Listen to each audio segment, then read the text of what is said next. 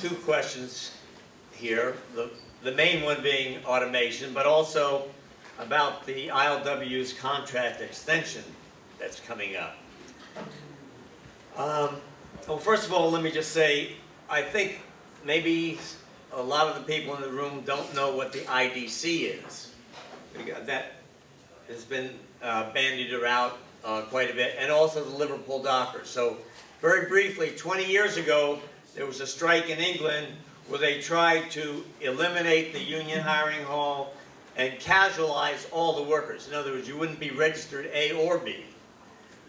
Just bust the union.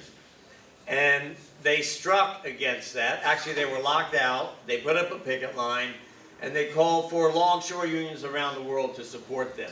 And we, in Local 10, were one of the first to come to their aid.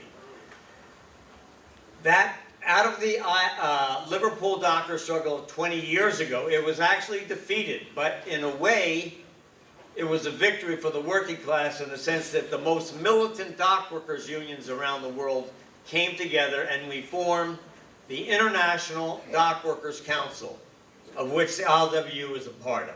100,000 of the most militant dock workers. So if we ever go into battle against the PMA, we know we have our brothers and sisters to lock arms with and take them on. We're not there alone. And that's the importance of the IDC. Now, and I'm sure most of you have never heard of Henry Schmitt. That's the room that we're in right now. It's dedicated to Henry Schmitt. If you look in the back there, there's a photograph of the ILWU marching along the Embarcadero in the 1934 strike. The man in the front, the most prominent, with the white hat on, is Henry Schmitt. He was a rank-and-file leader. He was one of the main captains of the pickets up on Rincon Hill in 1934 when we fought the police. And then they brought in the National Guard after that. And you know, when I was a B-man in this union, some of these guys were still alive.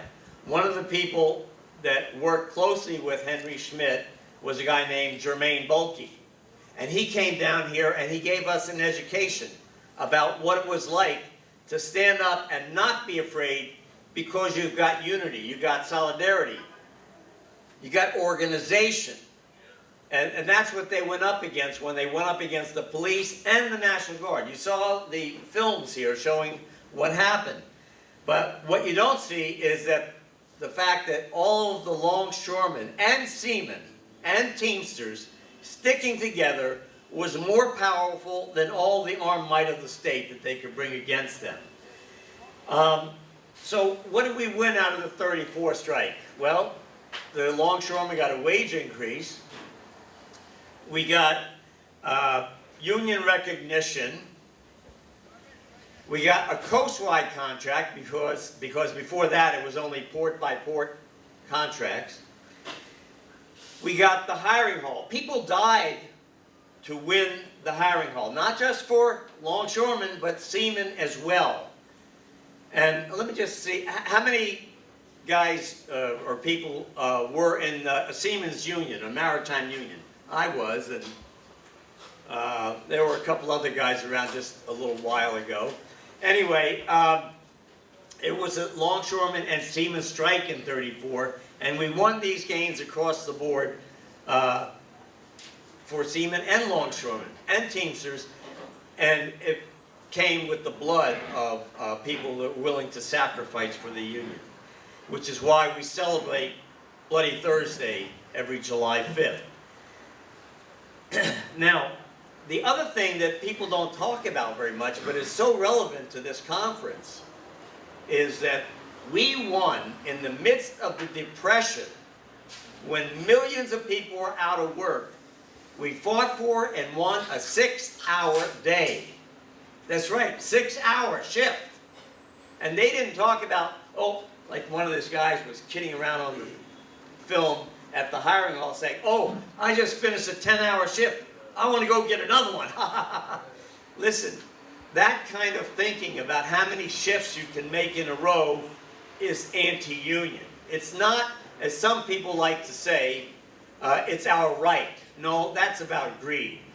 Trying to go back and get one job after another undercuts the strength of the union. What we need to be looking at in the face of automation, as Professor Varela said, Raquel, we need to have a shorter work day.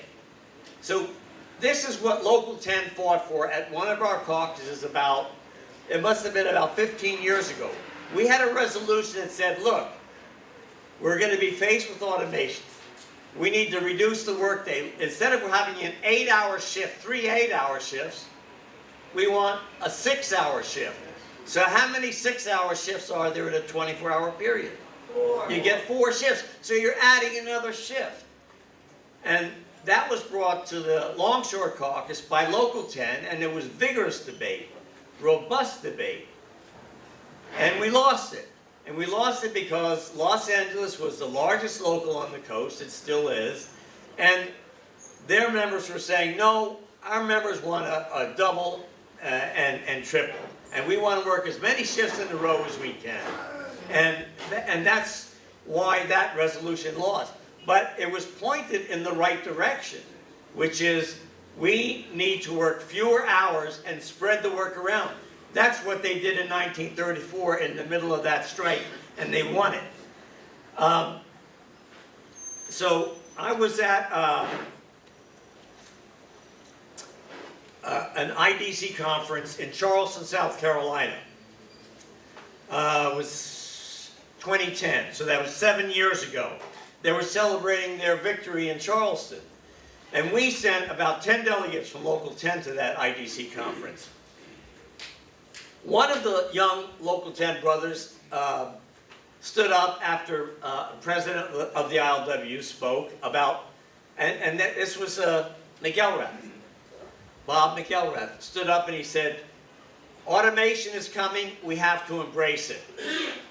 And without any equivocation, without any conditions, we have to embrace it. And so one of the younger members of Local 10 stood up at the question and answer period and said, what do you mean embrace it? How are we going to fight to defend our jobs? How are we going to fight to defend our conditions? And the point is that he was speaking from the history of Local 10, which is we're out there to fight for jobs for all of our members, and the way to do that was the resolution that we had raised a few years before about a 6-hour shift. A 6-hour shift provides another shift of work. So that's the history of the ILWU. I just wanted some of the younger members to know that. And you know, over, 130 years ago, the labor movement in this country fought for the 8-hour day because people working 12, 14, 16-hour shifts. It was crazy. But that's when the employers had their boot on the neck of working people, and you had to work the way they told you, slave-like conditions, or you didn't work. But we organized unions, and we fought for this struggle for the 8-hour day. Well, it's 130 years later. Automation is coming full force at us, and we need to have a program to benefit workers with automation. It's coming. No question about that. You know, at the IDC conference that Raquel talked about in Miami back September of last year, we had a separate workshop for just longshoremen in the United States. So that's ILA on the East Coast, ILWU on the West Coast. And we're talking about automation. And the head of the ILA, Harold Daggett, stood up in a room about this size, full with longshoremen and longshore workers, because it was men and women. And he grabbed his crotch and he said, I got balls and I'm going to take on the employers. That's not what fighting the employers is about. It's not a one-man show. It's not a white knight riding in on a horse. It's about organizing the rank and file. That's how we've always won it historically. And that's what you've got to do today. That's what it's going to come down to. Because let me tell you, they already have ships that have no seamen on it. Zero. Totally automated. It's like a drone You see these airplanes that are drones? Of a few years ago, they were toys. Now they're military weapons. Those drones carry rockets now. And if a drone can carry rockets, why can't they make an airplane that's a drone? They have no pilots. Safety is an important thing. I don't know if you saw the movie Sully about the air pilot Sullivan, who saved an entire plane because the birds hit the engine, the lost power in both of the engines, and he was a safety man for his union, the pilots union. And so he knew quite a bit about safety, and he'd been piloting for over 40 years. And he took his plane, and this is in no manual, you don't learn this, you just know it from experience. And he landed it on the Hudson River and saved everybody's life. So all this automation, where is it going? It's going to eliminate jobs, but I guarantee you we're going to have real safety problems. So the same thing with trucks. There's already a truck that's delivering up in, I guess, North Dakota or something, where there aren't many people, but they're already operating driverless trucks. They're talking about driverless cars in just the next 10 years. This is the kind of automation we're going to be faced with. We need a strategy to fight this kind of automation to benefit everyone. Not just to benefit the owners of the industry, not just to benefit the banksters and the capitalists, but to benefit the working class, all of us. And that's going to take a political party to represent us. The Democrats don't represent us. They always say at election time, they're the friends of labor. We need our own party, and then we started to do something like that in the last election where the ILWU endorsed Bernie Sanders, who talked openly about socialism as an alternative to this capitalist system that we have. I thought that was a healthy kind of discussion. But the mistake that Sanders made is he said, whoever wins this Democratic primary, he will support. And that primary was rigged from the beginning for Hillary Clinton, and yet he supported her. I think what we need to do as working class people is something that trade union leaders have talked about for a long time. We need to have our own party, a workers' party. They got a workers' party in England, it's called the Labour Party. They have one in Brazil called the Workers' Party. We need a party that's going to represent the interests of the majority of people in this country, the working class that produce the wealth. And one of the platforms that Jeremy Corbyn, who's the head of the Labour Party, ran on is to nationalize the maritime industry. That would be the ships and the docks, to nationalize it, and which would afford a modicum of protection for workers for their jobs. If automation is coming in, then workers will work less hours but make the same amount of money. So that's the kind of a fight that's going to take if we're going to go up against automation. And automation is the key thing. You better pay attention to this. Automation is the key issue that's coming up with this contract extension. The proposal for a contract extension, where did it come from? It didn't come from the rank and file. It came from the employers, from the PMA. You know, I'm proud to say that Local 10 took the bull by the horns and has come out. Our delegates voted, I think, was it unanimous, Ed? All the Local 10 delegates voted against the contract extension. I think they need a round of applause for that.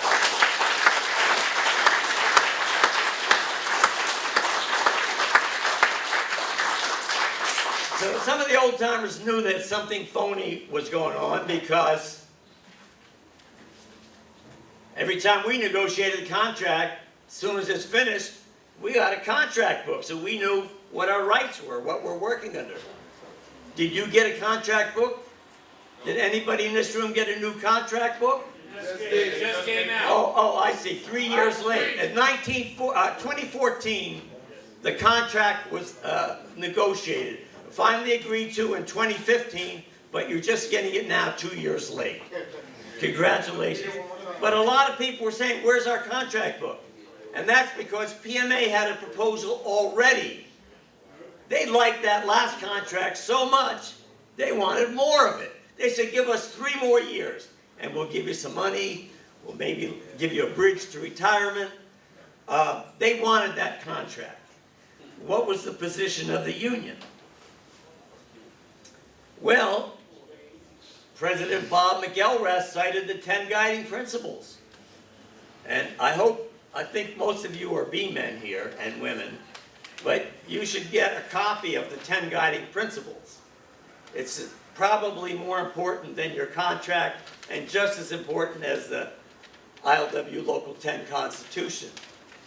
But he cited the 10 guiding principles, but only part of it. He said, let the membership decide. But he didn't say the important part of let the membership to decide, because without the information, without the knowledge, without the history, before you vote, what are you voting on? Let me read you directly, verbatim, from the 10 guiding principles. Above all, this is the first principle of the 10 guiding principles. A union is built on its members. A and B members are all members, and you all get to vote on this contract extension. Above all, this approach is based on the conviction that given the truth and an opportunity to determine their own course of action, the rank and file, in 99 cases out of 100, will take the right path in their own interest and in the interest of all people. Raquel, this is not just about the union, but of all people. We're looking out. An injury to one is an injury to all. We're looking out for all people. So, let's, once again, we go back to Henry Schmitt and Germain Bulkey about organizing the rank and file and preparing for a fight. The most important ingredient in organizing any kind of action is the membership cohesion, that unity, that feeling, that strength that comes out of collective behavior. In our recent history now, we've had some major struggles. The first one that we came up against with grain in the Northwest. We don't have much grain down here, okay? But we have a history. There's one big grain facility out in Stockton. When I was a B-man, the Teamsters went on strike. We honored the Teamsters picket line in Stockton. They brought in the state troopers. They had helicopters overhead. They were trying to break our picket line. They didn't succeed. We worked with the Teamsters for them to win that strike. And that's our history of working in grain. But in the Northwest, that's a large part of their work up there. And a new company called Export Grain Terminal, EGT, came into town, and they said, we don't have to work with the union. We're going to make our own contract, take it or leave it. So, in the end, and I wish you get a copy of the leaflet back there by some old-timer that said, danger, ILWU headed in the wrong direction. Because what came out of the EGT struggle was what's called a yellow dog contract. It was a company-mandated contract that, number one, it eliminated the hiring hole. The employer picked who they want to work on the job. Number two, Mike, can you do that a little later, please? Keep going, bro. Keep going. You have to be able to. You have no grievance machinery. The employer can fire you at will for any reason at all. You're just fired. A number of the old-timers saw this as important enough that we all signed a leaflet to say this is not the way for the ILWU to go. And the most egregious mistake is you've got to, Leo Robinson used to say, if you don't know what your rights are, you don't have any. But one of the fundamental rights, not only we in the ILWU have, but in any union, you have a right to vote on your contract. And what happened with the EGT struggle is fear inculcated or embraced the leadership. They were terrified because what happened is the Coast Guard had an armed cutter, Coast Guard cutter, escorting a scab ship down to the docks. We were prepared with the labor councils in the Northwest and here in the Bay Area to have caravans go up to support ILWU Local 21 in that fight. The leadership at the last minute said, no, we have an agreement. There was no rank and file vote. When you start taking the union down a path where the 10 guiding principles no longer apply, you're in trouble. Because the people that built this union knew what the hell they were doing. They were in the battles. Okay?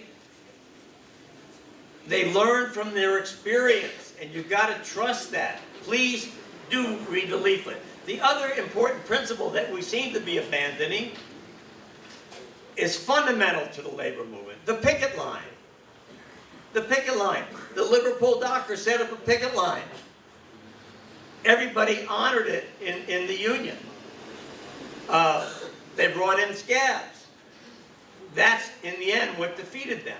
But we have always said, honor the picket line. And principle number 4 of the 10 guiding principles. Labor solidarity means just that.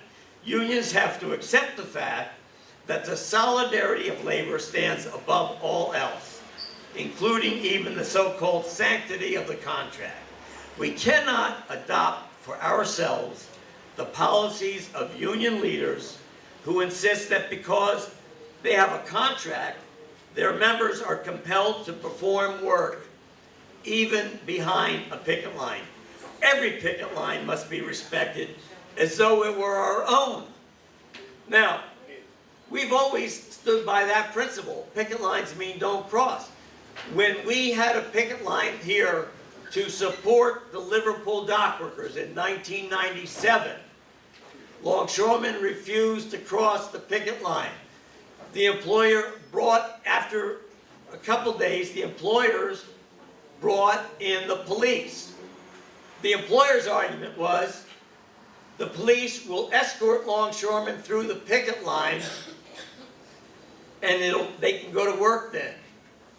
But our members said, in the face of what the arbitrator said and the police presence, hell no, we're not going to cross the picket line as like a bunch of scabs escorted by police. That's a sacred principle of the ILWU. You don't cross picket lines. And when you start abandoning those principles, that's when you lose your mooring. On this contract extension, there was one other contract extension in recent years that I remember. In 2014, when this last contract ended, July 1st, 2014, the international officers made a deal with the PMA. Port truckers, most of them immigrant workers, were on strike down in L.A. at 3 different terminals. They set up picket lines. The international officers made a deal with the PMA. We'll extend the contract, even though it's expired, we'll extend it for 3 more days. Now, why would they do that? They did that because then they called in the arbitrator, and the arbitrator said, this is an illegal strike as per our contract. The PCLCD says it has to be a union that's not affiliated with the ILWU. They're not even a union. And so the union official said, all right, guys, you heard the arbitrator, you got to go back to work. That is totally unprincipled. It's not in the history of the ILWU to do anything like that. It's scandalous. And And unfortunately, as soon as the ILWU went back to work, those terminals went back to work. And that picket line and their struggle to get a union, they were trying to organize a union, it was defeated. So contract extensions, and particularly this one, you better pay close attention, because I think most of you in this room are B members. Your future is going to depend on this vote, because this is a contract, a 3-year extension, that will give a free hand to the employers to automate every terminal up and down the coast, every terminal. And I'm just hoping Brother Ferris has sent out the ILWU leaflet to other locals. I hope it gets around to other locals, because if this contract is passed, there's not going to be a future on the waterfront for everybody who is now registered even. And the A members who get PGP, that's going to be used up. PGP is pay guaranteed. But that's just a limited fund. What happens when that fund is exhausted? You get nothing. So A members better pay attention, because that PGP fund's not going to be around, and their jobs are going to be eliminated, and there's going to be less and less work for A men, and there'll be very little work for B men, and nothing for the casual or precarious workers. We got to stick to our principles of an injury to one is an injury to all, and vote this contract extension down. Thank you very much.